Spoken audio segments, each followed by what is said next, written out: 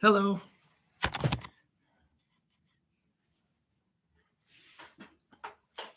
It's good to see you all here.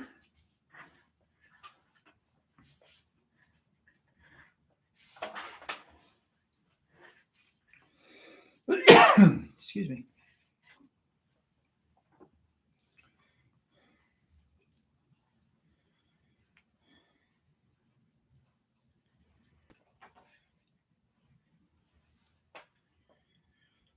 Before we start,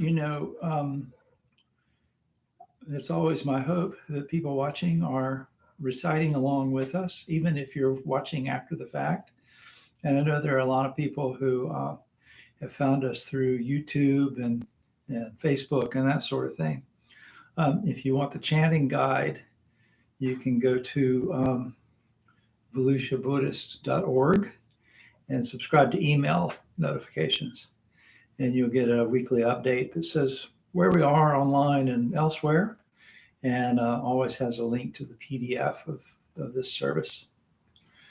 So we'll begin with the verse of the case.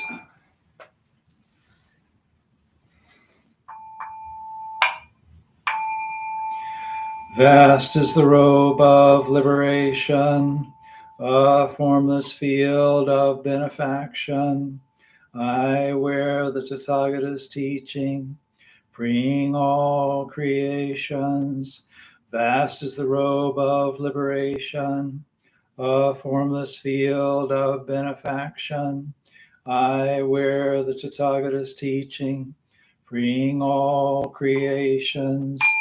Vast is the robe of liberation, a formless field of benefaction. I wear the Tathagata's teaching, freeing all creations.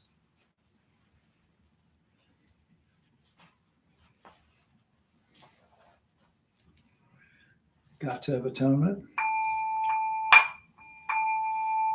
All evil karma ever committed by me since of old, on account of my beginningless greed, anger, and ignorance, born of my body, mouth, and thought, now I atone for it all. All evil karma ever committed by me since of old, on account of my beginningless greed, anger, and ignorance, born of my body, mouth, and thought, now I atone for it all. All evil karma ever committed by me since of old, on account of my beginningless greed, anger, and ignorance, born of my body, mouth, and thought, now I atone for it all.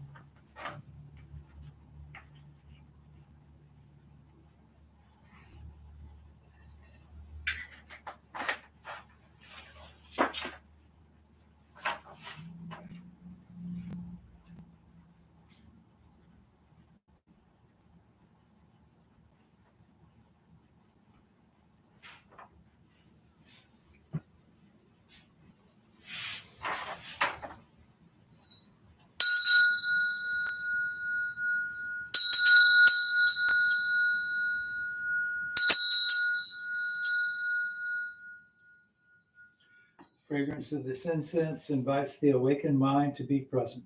It fills our sacred space, guards our minds from wrong thinking. The fragrance of this incense unites us with virtue, mindfulness, and wisdom. We offer it on behalf of all beings.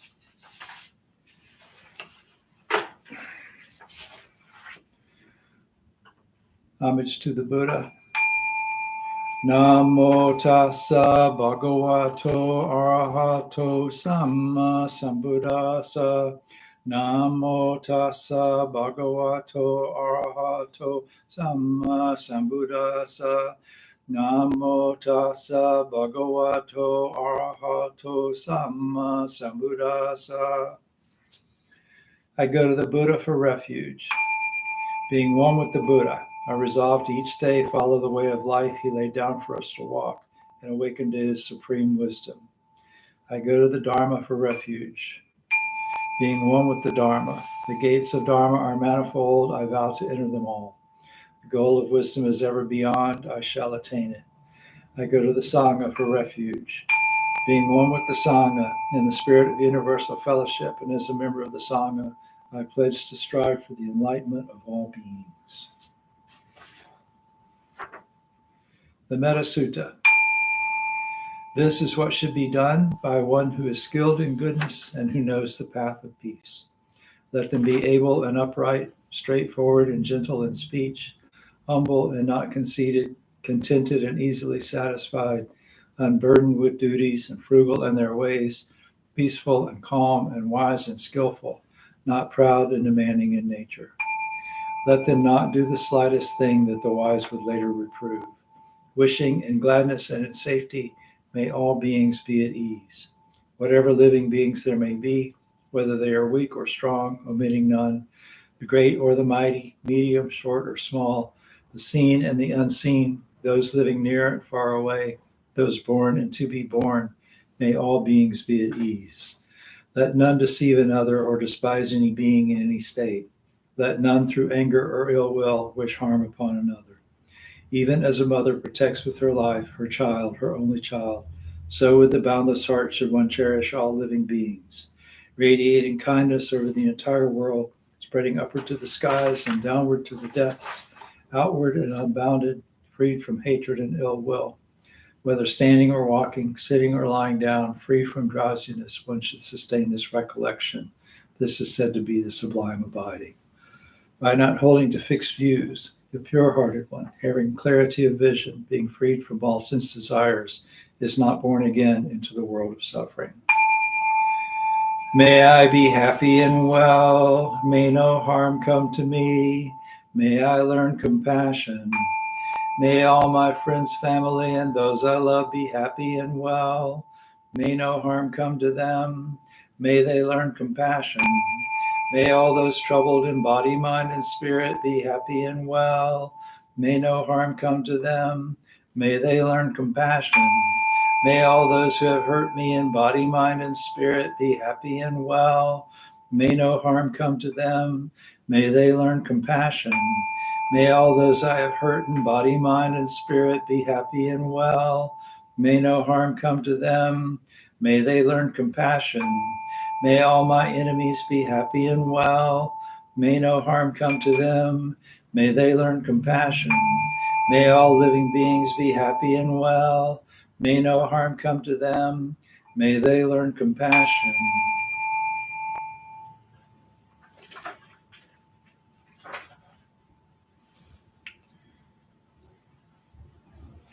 Do a guided meditation, about 20 minutes. I left my timer in the other room, so I'm not going to time it exactly, but about 20 minutes if you're one of those people who likes to mute your computer and still listen to me, which is fine.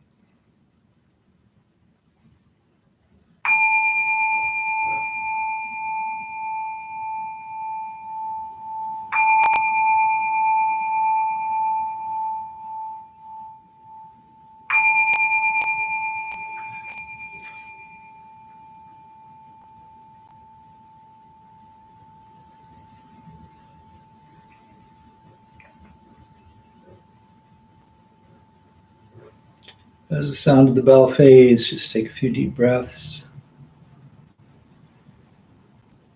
focusing on letting your abdominal muscles be nice and relaxed so your lungs can fill completely and empty completely. Breathing deeply but naturally, nice and smooth.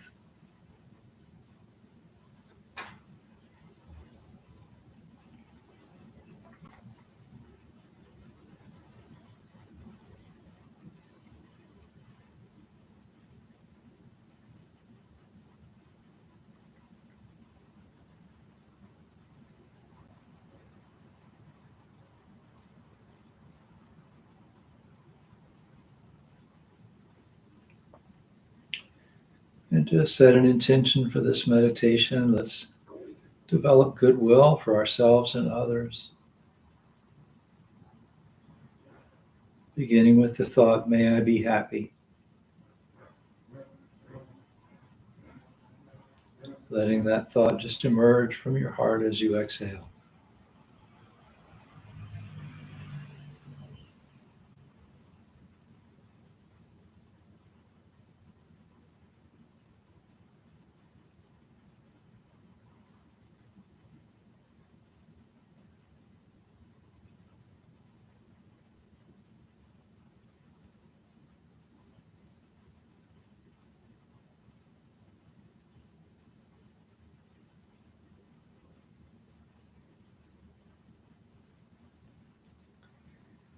May I be free from animosity. Setting aside any anger that arises, any ill will of any kind. Just being free from that for the next 15 or 20 minutes.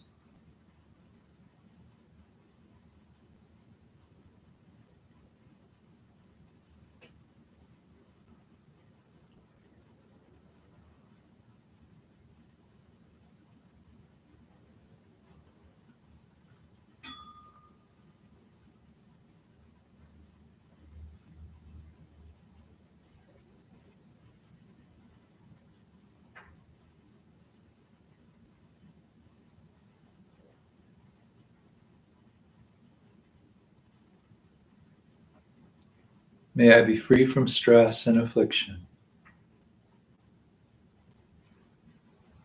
And just remember that stress is a result of clinging and pushing away. The alternative to that is letting go and letting be.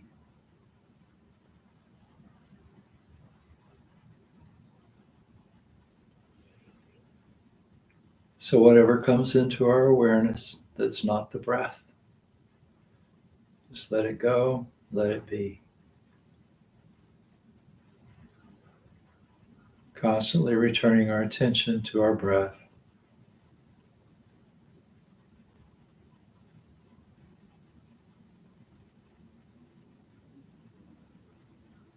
Without creating stress through clinging or pushing away.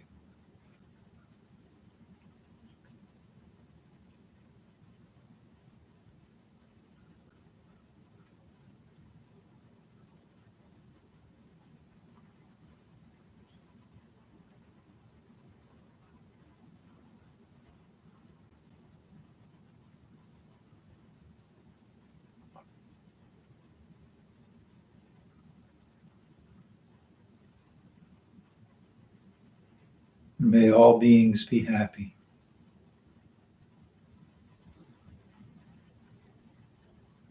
We've given ourselves the gift of gladness, of freedom from anger, freedom from stress. And we want to extend that same gift to all other beings. May they be happy.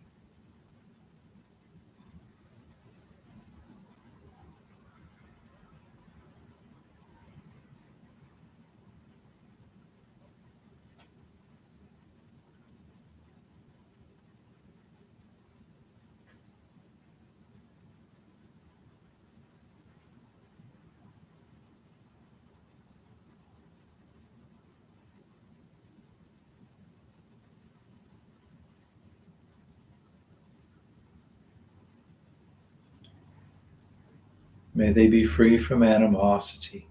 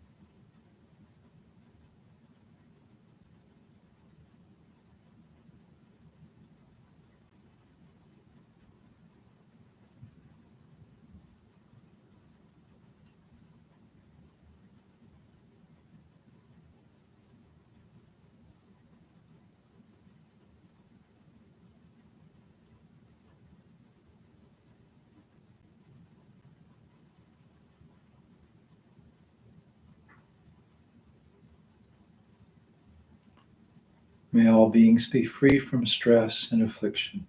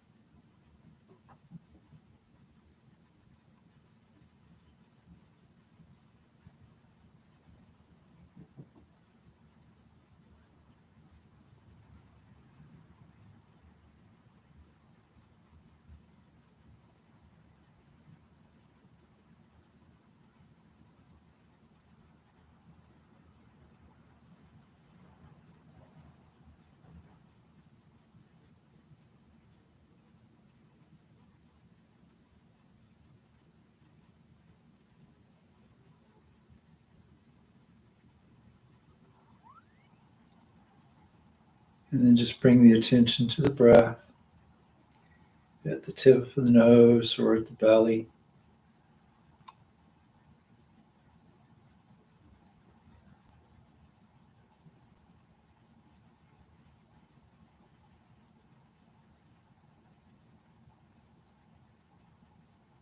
And you don't need to cling rigidly to the awareness of the breath.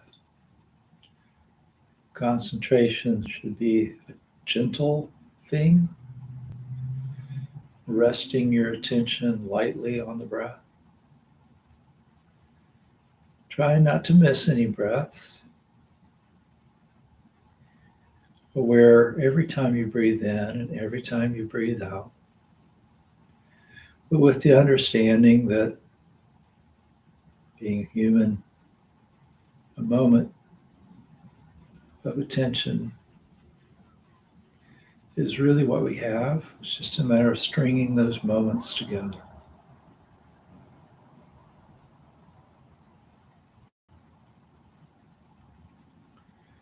And if you're doing this and you notice the mind is restless, then the mind is restless. Let your restless mind follow the breath as much as possible.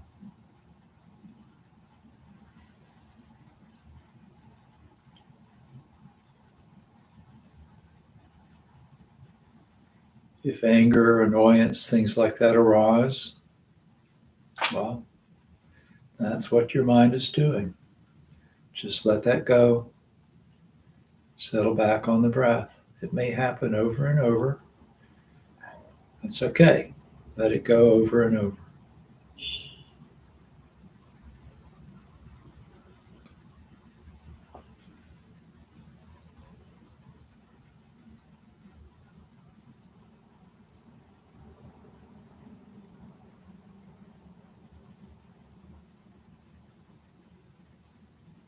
If the mind is dull and drowsy, then the mind is dull and drowsy. Open the eyes a little bit. Just let in a little light. Breathe a little deeper, perhaps. Take a break and rub your hands together and then over your face.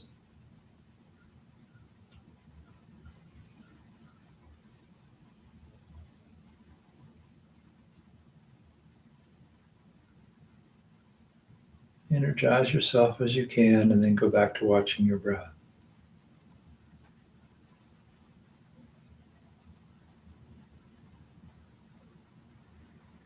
If desires arise, music starts to play in your head, your belly growls with hunger. Okay, there's desire.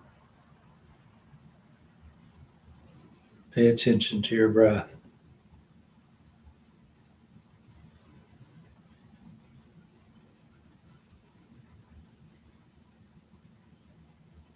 If you doubt yourself and your ability to meditate, if you doubt the practice, pay attention to your breath anyway.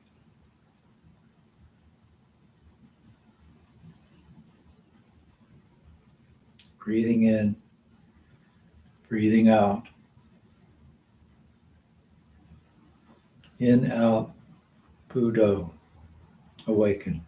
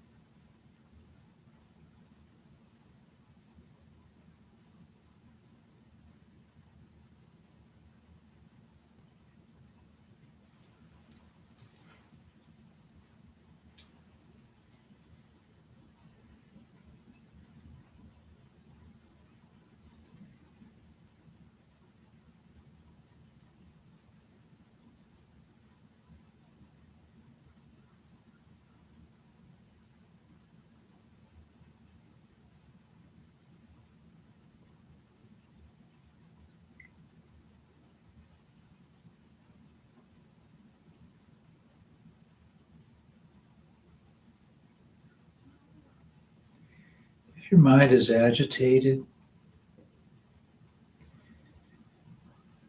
don't try to calm your mind. Calm your breath.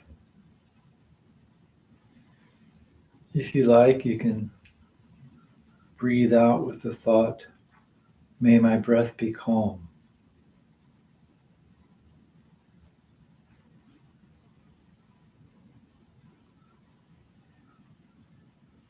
You don't have to breathe any special way, but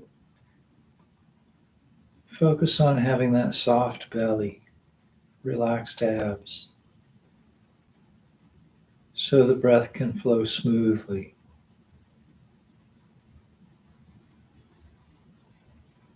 May my breath be calm.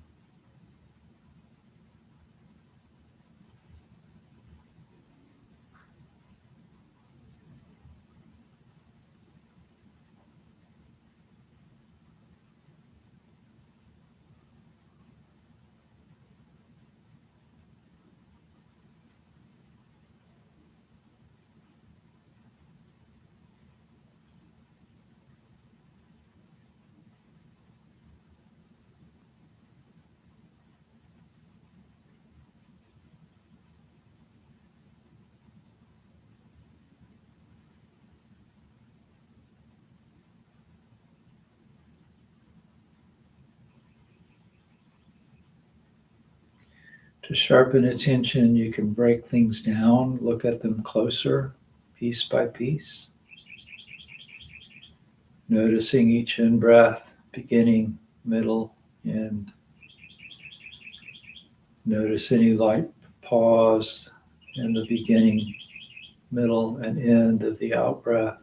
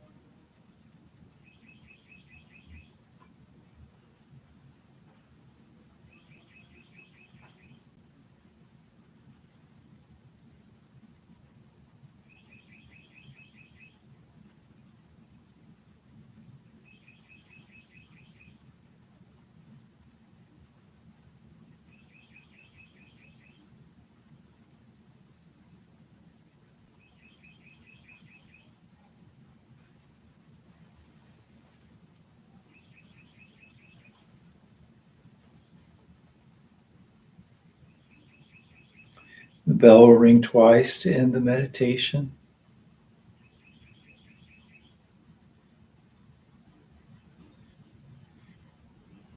When it rings the first time, take a moment to be aware of where you are, your surroundings.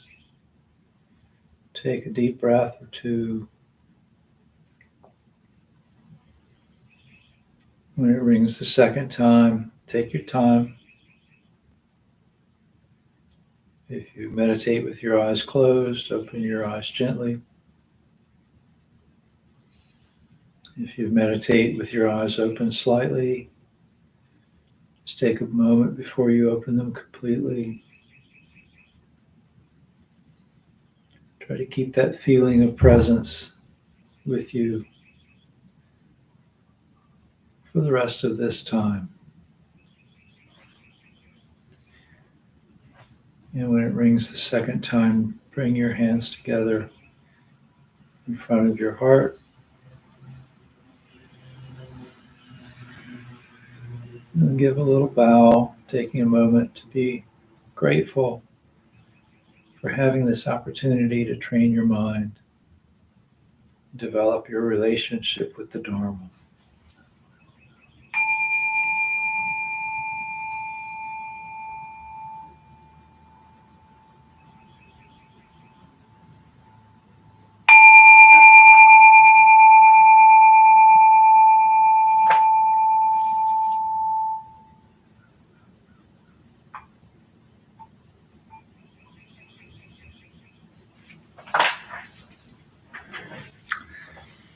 I was actually wondering, Granny Bear, if people could hear the birds. I think that's a cardinal, that sort of tinny, repetitious bird call. I think that's a cardinal. And he's been making that sound this time, just about every time I meditate lately. And if I'm meditating in the morning, it's usually as the sun's coming up and he starts making that sound. And I noticed, I think it was last week while we were meditating, it was the first time I noticed him while we were online. Anyway, so I'm glad you liked it. I wasn't sure if it's distracting. He heard me talking about him. He stopped. So it's interesting. I forgot to do the dedication. I should do that. Buddha nature pervades the whole universe, existing right here now. In reciting the sutras, hearing the Dharma, and training the mind, great merit is attained. We dedicate this merit to the great Master Shakyamuni Buddha, the all-pervading and everlasting three treasures, to all ancestors of the Sangha and all beings in the Dharma world. May the Dharma body maintain strength and health, and years of life be lengthened for all teachers of this Sangha. Let their vows be fully realized, and may they live in perfect peace with Buddha Dharma. We pray for the health and well-being of all those suffering from diseases of body, mind, or spirit, and those ministering to the sick and the grieving. We pray for those suffering from violence, for the oppressed, for the imprisoned, and for all refugees. May they be serene through all their troubles, and may we realize the enlightened way together. Sabe sata sadahantu avera sukha jivino katang punya phalang maihang sabe bagi bhavantu te. May all beings always live happily, free from animosity. May all share in the blessings springing from the good we have done.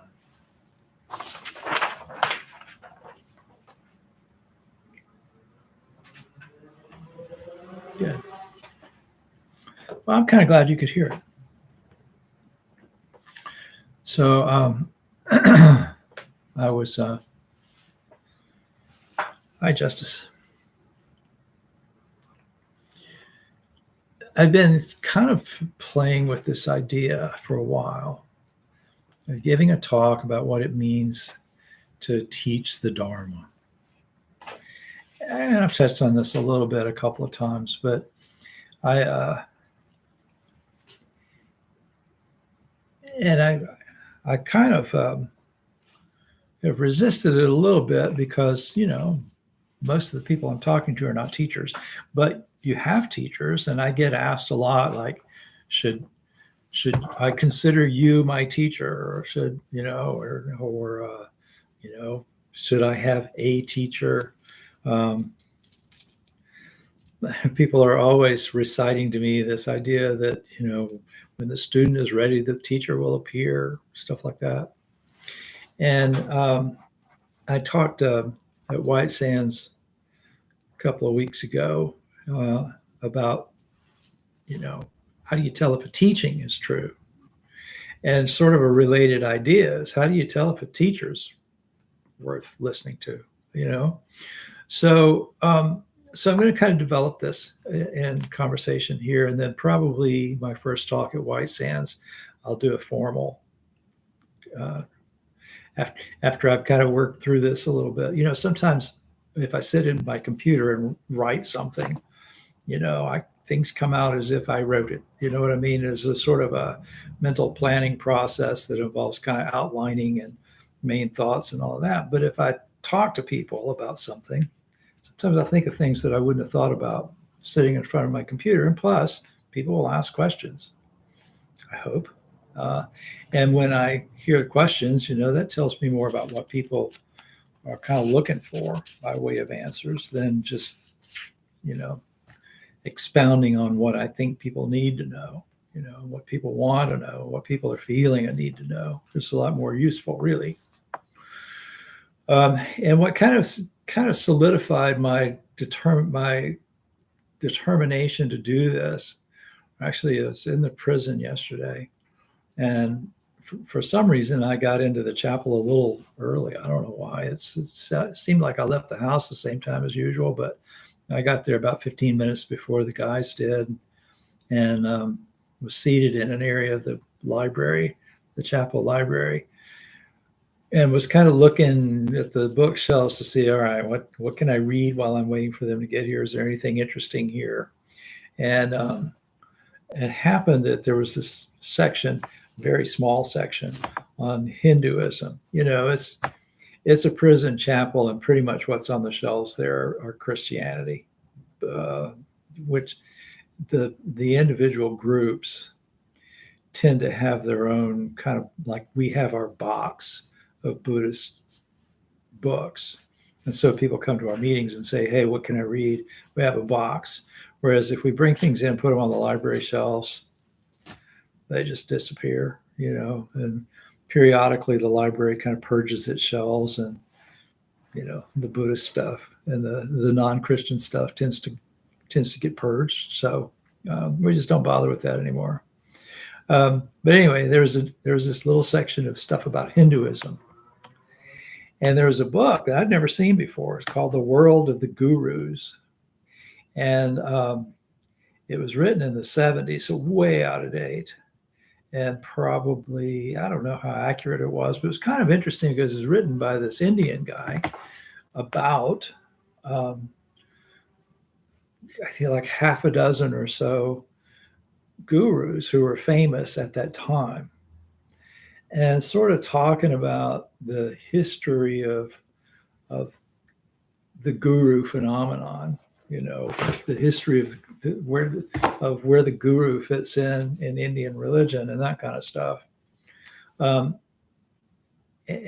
so seeing that from that perspective, and also seeing that this guy was writing this book because he was wrestling with this same question of, how do I know his teaching is true, and how do I know I should be listening to this teacher? It's an interesting question. Teaching is sort of who teaches, who's allowed to teach, and stuff like that varies a lot from tradition to tradition. In fact, I'm ordained in two different traditions. We don't use the word ordained in one of them, but for all intents and purposes, it's the same thing. To the outside world, it's the same thing. And in one of them, everybody is a sensei. In the other, you really have to put a lot of, demonstrate a high degree of realization to get that title. Is one better than the other? Don't know. The reason Bright Dawn, for instance, uses the word sensei as loosely as it does is that it doesn't want to have this sort of rigid hierarchy of teachers and who gets to teach and who gets to decide who gets to teach and all that kind of stuff. Doesn't want to have a bunch of layers of monastic bureaucracy. And I totally get that, you know.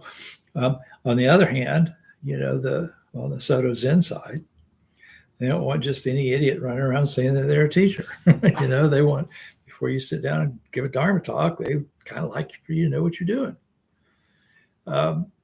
In Theravada Buddhism, which is probably as close as we come in the modern world to practicing the way the Buddha himself and the monks did, you know, 2,500 years ago, pretty much anybody who ordains is kind of expected to give Dharma talks. You're just expected to talk within the boundaries of what you actually know. And so there's a sutra. So you can see this is, maybe you can see it's pretty dog-eared, pretty worn out. This particular binder, actually I've replaced this once or twice. When I first started giving talks to UU congregations after I finished up with Bright Dawn, you know, I went to the office supply store and picked up a binder to put my sermon in, basically to protect it. And also, you know, there's a place for the order of service, and there's, you know, and I've added tabs, you know, because it's got stuff that if somebody says, hey, can you do a benediction when I wasn't planning for a benediction, you know, I've got a few benedictions in there and stuff like that, and some things that I can call on, you know, as reminders of things once in a while. But this one piece of paper in here that I just showed you that's sort of dog-eared, this is called the Udayi Sutta. And I found this. I kind of stumbled across it. I was actually looking for some advice, you know, that would tell me, because, you know, I got the title, the sensei title. And then I thought, who the hell do I think I am? You know, what makes me think that I could teach the Dharma, you know? And so I was kind of looking through various places that I look for these kinds of things, and Access to Insight, there was this, you know, I looked for teaching the Dharma, and this sutra popped up. And so I'm going to read it to you. It's very short. Thus have I heard. On one occasion, the Blessed One was staying at Kosambi in Gosita's park. At that time, Venerable Udayan was sitting surrounded by a large assembly of householders teaching the Dharma. Venerable Ananda saw that, and on seeing him, went to the Blessed One. He bowed down to the Buddha and sat to one side, saying, Lord Venerable Udayan is sitting surrounded by a large assembly of householders teaching the Dharma. It's not easy to teach the Dharma to others, Ananda. This is the Buddha responding. The Dharma should be taught to others only when 5 qualities are established within the person teaching. Which 5? The Dharma should be taught with the thought, I will speak step by step. The Dharma should be taught with the thought, I will speak explaining the sequence of cause and effect. The Dharma should be taught with the thought, I will speak out of compassion. The Dharma should be taught with the thought, I will speak not for the purpose of material reward. The Dharma should be taught with the thought, I will speak without exalting myself or disparaging others. It's not easy to teach the Dharma to others, Ananda. The Dharma should be taught only when these 5 qualities are established within the person teaching. So I thought that was very interesting, because the Buddha didn't say the Dharma should only be taught after you've memorized, you know, X number of sutras or X number of lines of discourses, or, you know, after you've received a certain credential, or after you've received wordless transmission from a master, or after you've been given the robe and the bowl, or any of that kind of stuff. He says, you need 5 things. We'll speak step by step. I will speak explaining the sequence of cause and effect. I will speak out of compassion. I will speak not for the purpose of material reward. I will speak without exalting myself or disparaging others. So I don't always succeed, but I try. I've ever since. So for like 12 years now, I've always tried when I speak about the Dharma to follow those. So the step-by-step thing, that can be kind of challenging because typically for a Dharma talk, I get 20 minutes most places. 20, 25 minutes for a sermon is pretty much the capacity most places will allow. Even White Sands, where services are 2 hours, the only about 20, 25 minutes of that typically are allotted to me. I mean, if I go over, I can go over, but people start to glaze over, and Dr. Chow starts looking a little antsy sometimes, those kinds of things. And, people are wanting to go eat lunch and all that kind of stuff. So I get it. And the human mind can only absorb as much as the human butt can tolerate. If you keep people sitting still listening too long, pretty soon they're going to get fidgety. And when they get fidgety, physically or mentally, they're not going to be paying attention. And so I try to fit as much as possible within that 20 to 25 minute time frame. So naturally, I can't, something like, the 12 factors of dependent origination. I mean, that if you really want to thoroughly unpack that as a step-by-step process, it takes hours and hours and hours. I listened to a talk on that from the abbot at What Florida Dharma once, and that talk, I would go in on Sundays. They had a Dharma talk every other Sunday. And so I would go in for these Dharma talks, and I mean, it was like 3 or 4 months on that one thing, and those Dharma talks were 2 hours with a break. But my point is, you're only going to be able to get so much. So thinking about this from the standpoint of student, you can't get too much in one sitting. And people, especially, in the West, maybe in the East too these days, I don't know, get impatient. When am I going to get to the good stuff? Well, you got to get the foundation first, which is, and thinking about Dharma talks, you really do kind of need the foundation before you can get to the really glamorous, romantic stuff. So, of course, you spend a lot of time on that. I was at a meeting a few days ago with a bunch of faculty and staff from Stetson to talk about faculty engagement around things like equity and inclusion. And somebody made a very interesting comment about and used the term studenting, talking about studenting versus teaching, which is really kind of interesting when you think about it. In fact, one night doing Bright Dawn, so, almost 14 years ago now, probably, somebody was talking about teaching, and Koyo said, great teaching requires great listening. And so and my mind went to someplace different. I thought, okay, in order to be able to teach someone, you have to listen to them first. And I think that's true too. But what he meant was, in order to get your point across, people have to be paying attention. And so, and he was talking about that, started talking about that from the standpoint of like, how does one learn the Dharma? And he was giving sort of his theory on that. And said, I really try to stay away from the idea of teaching the Dharma. So I prefer to say, let's study this together rather than let me teach you.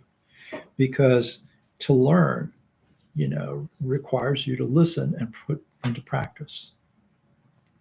So I mention that because, even if I give it to you step by step, you got to practice with it step by step. And so that's, the important thing about there, yeah, is you got to build the foundation. And that takes some time to do. Think about developing the skill in meditation. Some of you have been meditating for a long time now. If you think back to when you first started, sometimes the very first meditation was sitting there for 20 minutes going, my God, my mind is never still. We were talking about that at the prison the other day too. Somebody was saying, how do I know when I'm meditating? I said, well, do you know what your mind is doing while you're sitting there? Yeah, then you're meditating. That's it. I will speak explaining the sequence of cause and effect. And this comes back to like, all right, so what do I do? What effect am I trying to have? And how do I cause that effect? What's causing the suffering that I want to get rid of? Because if I can determine what's causing the suffering, then I can abandon that and transcend the suffering. If I can learn what causes happiness, I can do that, and I'll experience the happiness. So, we talked about that in the meditation tonight. I talked about that in the meditation tonight. Things come into your attention. If it's not the object of the meditation, you either let it be there. If it's not, if pushing it away is going to make it worse, or you let it go. Some things you can let go. Thoughts that arise, you can let them go. Physical sensations, maybe you have to let it be, and then maybe it'll go on its own. So that's cause and effect. If I do this, I get that. If I do good, if I avoid doing evil, if I train the mind, I'm going to get the results of that, the karmic results of that. I will speak out of compassion. So, anytime somebody comes to me and goes, how long does it take to become a teacher? I'd like to become a Buddhist teacher. You don't need to be a teacher. When you come to me and say, how can I help this person over here stop suffering? Okay, that's when maybe you start thinking about teaching. That's what it's really, really all about. The Buddha taught out of compassion. He taught some very, very advanced ideas. You think about the 12 factors of dependent origination and how complicated that is. And you can get really bogged down in trying to understand that and everything. But the bottom line is that he was saying, here's a cause for suffering. Here's the suffering. Break the chain somewhere. And that's compassionate. Years ago, I was at the prison. I was getting ready. We were wrapping up. We had said the final vows and everything. I was getting ready to leave. And this guy goes, Sensei, I've got a question. And this was a guy who was like often coming in with really kind of complicated questions and stuff. And so he said, in your tradition, you talk about the 12 factors of dependent origination, right? And I said, yeah. And he goes, can you explain that? And I said, well, not in the 2 minutes that we have left. And he got really testy with me. And I said, okay, the shortcut is ignorance leads to suffering. And that's really all I got time for today. I'll talk about it more next time. So, and it happened that I had been to the Abbott's talks on dependent origination, and then I listened to Thanissaro Bhikkhu's talks on dependent origination. It was about 6 hours worth of those and all that kind of stuff. So I knew how to talk about it from that kind of scholarly, here's what it is, or here's the mechanism standpoint. But I went to the Thai temple that weekend, and so I was talking after services to Tan Cha Kun and the translator, Dr. Jerry. And I said, by the way, there's this guy at the prison who's asked me this question. And I'm not real sure how to answer him because, he's one of these guys that just gets caught up in asking questions and analyzing stuff and everything. And Tan Cha Kun goes, well, maybe he's trying to end suffering.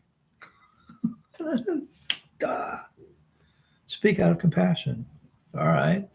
What can I say to this guy that will help him end his suffering?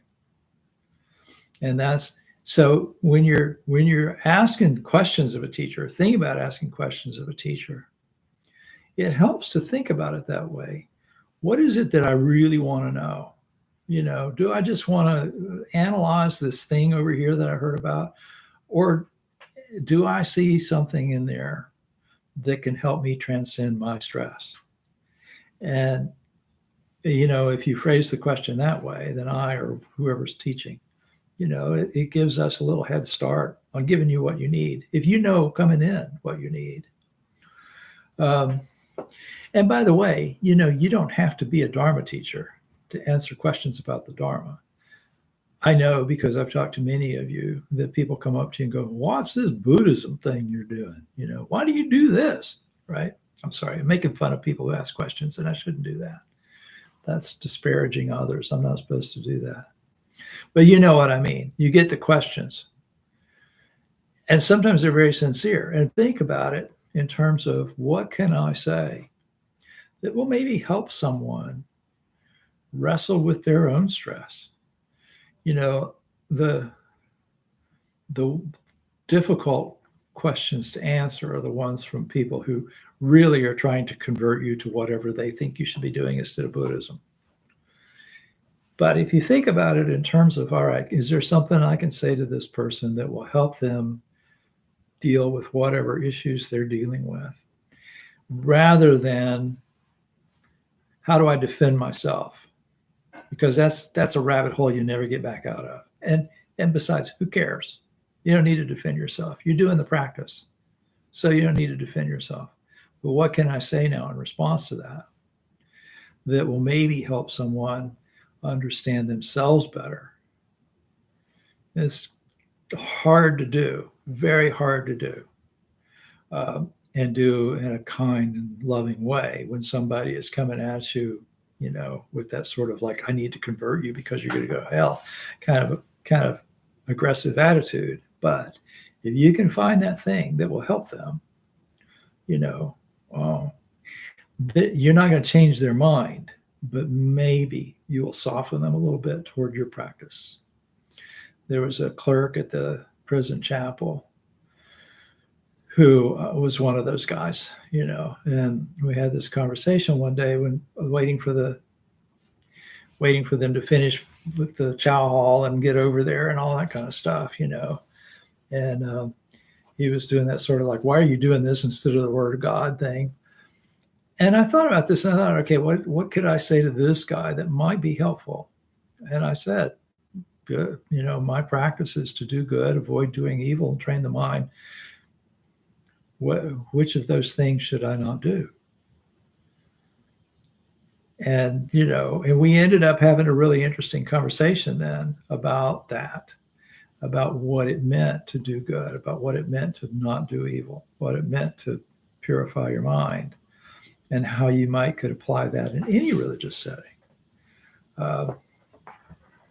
Anyway, but, I kind of knew that guy. I sort of figured he would kind of come along with me on that conversation.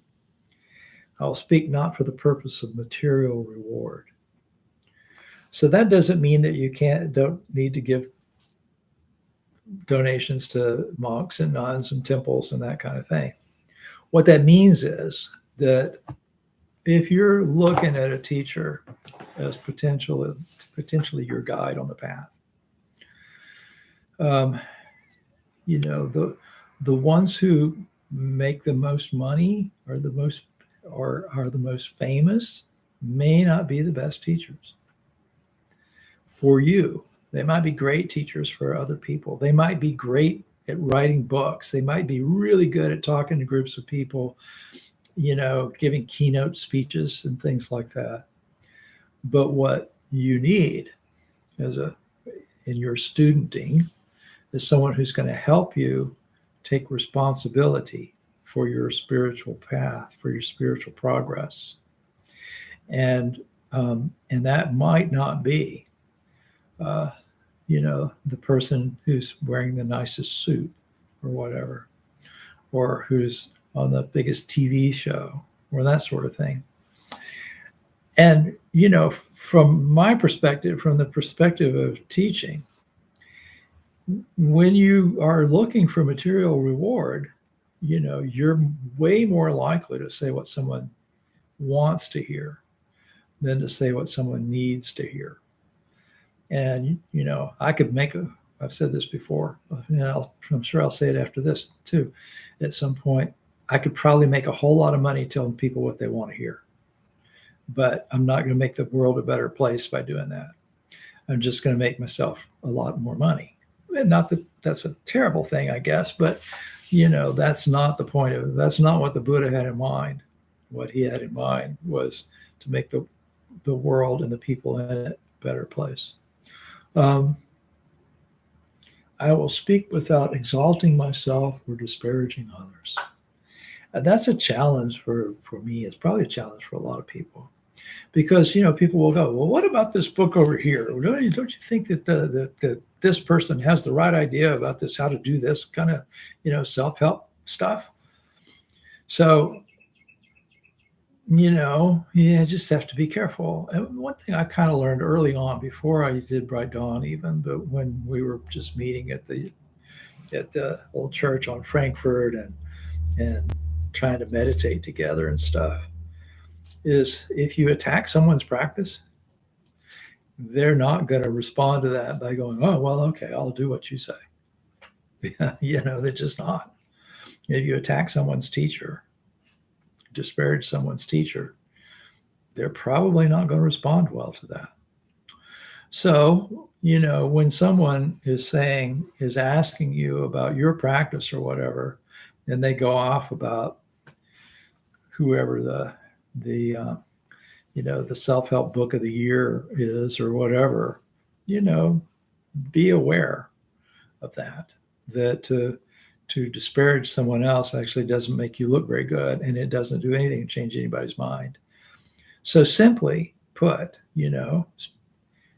talk about the Dharma as you know it. And this is an important point. I mentioned, when the Theravada monks, first day you ordain, they give you this little guideline, this little guidebook that says, that's basically, here's what you can start to learn to give Dharma talks. It's things like the 5 powers and, that kind of stuff. And so pretty much, if somebody says, here, talk to me about the Dharma, you tell them what you know.